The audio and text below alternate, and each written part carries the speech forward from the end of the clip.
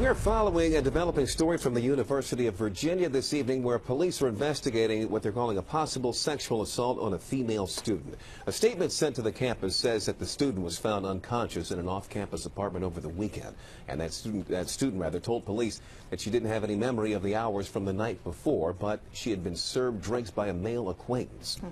Now, the University of Virginia, as you should know by now, was thrust into the national spotlight after a Rolling Stone article claiming a sexual assault on campus there. That report proved to be unfounded, but it started a conversation about the culture on some campuses. Northern Virginia Bureau Chief Jeff Goldberg went to Charlottesville to get more on the story. It is a place students, staff, and alumni hold dear to their hearts, the orange and blue colors of great pride. But the fall of 2014 left the UVA community reeling and in pain. It was a really hard semester. It was really emotional. First, the disappearance and death of Hannah Graham in September and October, followed in November by what many simply call the article. Rolling Stone's extensive and graphic account of a fraternity gang rape at UVA. At first, it was hard to be here and to be part of the UVA community when it was heartbreaking. By mid-December, the article had been largely discredited. Most of Rolling Stone's most damning claims unsubstantiated.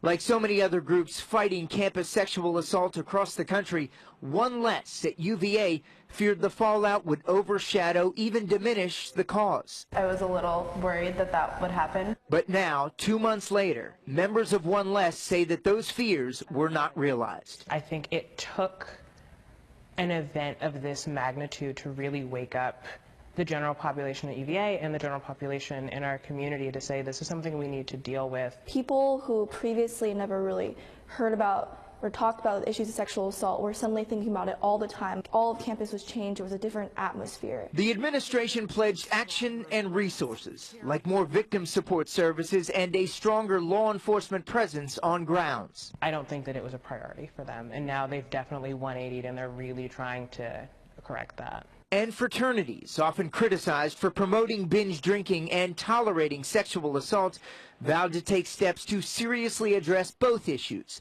These handprints from frat members signify a pledge to stop sexual assault any way they can. Cooperative and engaged.